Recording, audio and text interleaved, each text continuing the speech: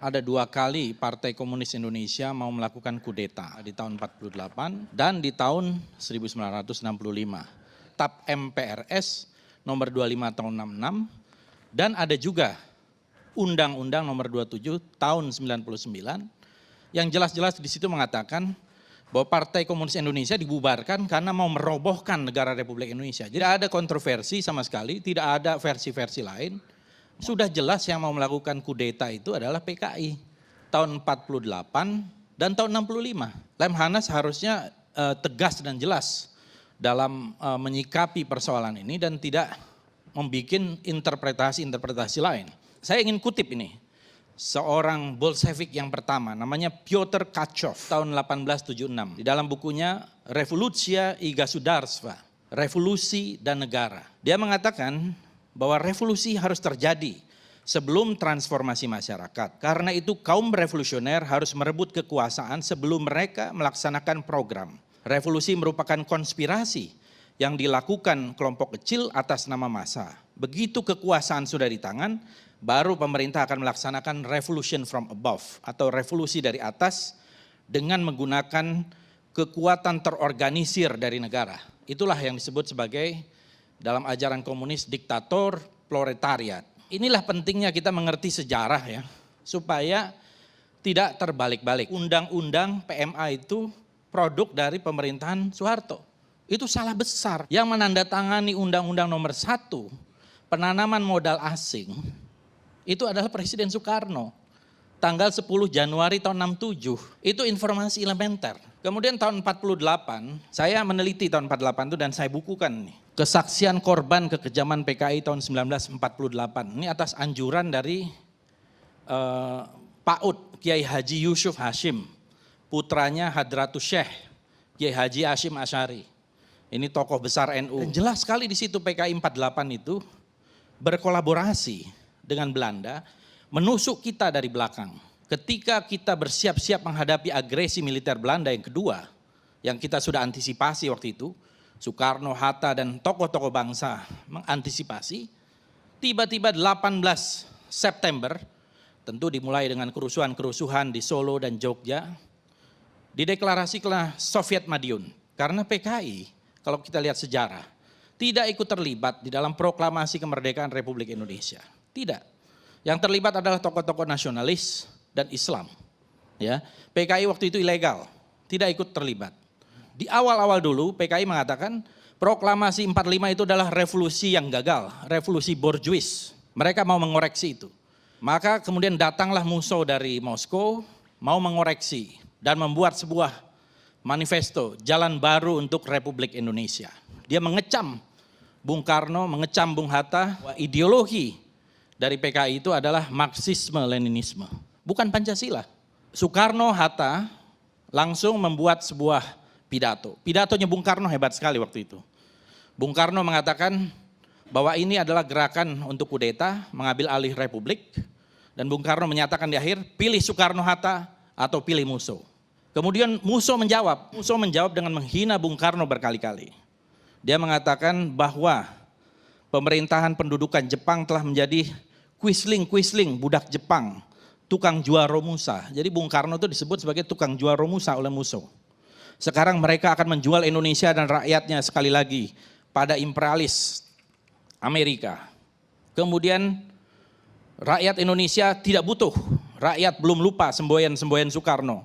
Mereka mengerti bahwa kaum dagang Romusa tak becus memerintah negara.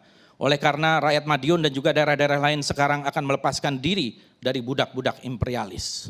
Semua sepakat, 48 itu yang menjadi korban adalah para tokoh Kiai NU kebanyakan. Di Takeran, Sabilil Mutakin, Ponorogo, Gontor, dan dibuang atau setelah mereka dibantai, ditaruh di lubang buaya di sumur-sumur. Sumur Soco 1, Sumur Soco 2, itu ratusan orang yang ada di situ.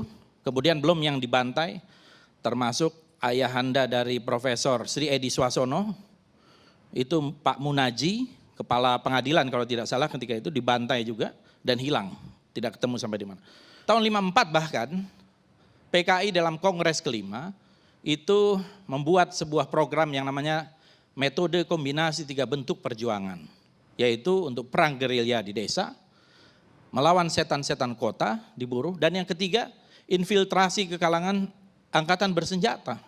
Dan itulah buahnya kemudian yang terjadi beberapa tahun kemudian, dan banyak sekali teror-teror yang dilakukan sepanjang tahun 57, 58 sampai tahun 65. Dan kemudian kalau kita lihat di dalam Harian Rakyat ini punya PKI, yang memimpin adalah Nyoto. Ini koran resmi PKI, 2 Oktober. Editorialnya menulis tentang gerakan 30 September.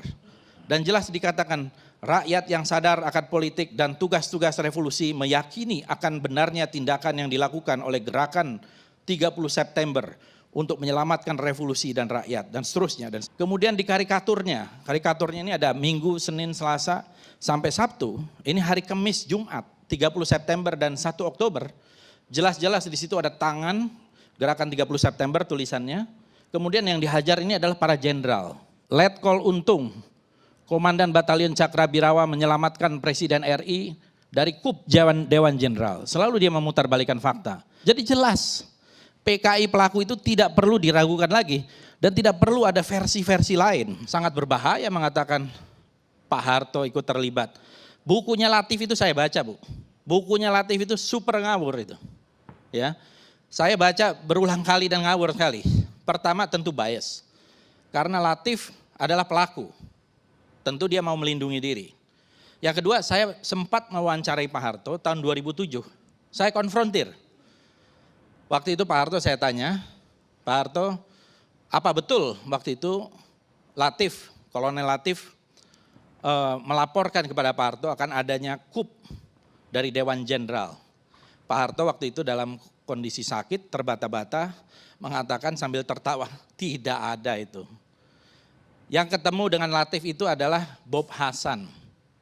Jadi tidak pernah ketemu dengan Pak Harto. Apalagi itu cuma sinyalemen mau melaporkan. Terus dianggap terlibat. Ini super ngawur menurut saya. Dan bagaimana seorang yang terlibat kemudian mau memberantas dan menumpas. Dan ini saya kira koran Harian Rakyat 2 Oktober adalah bukti yang sulit untuk terbantahkan bahwa PKI memang mau merebut kekuasaan, belum lagi fakta-fakta lain dan banyak sekali buku-buku lain yang saya kira sangat menguatkan itu. Jadi satu hal ini adalah sesuatu yang tidak kontroversial, jadi jelas.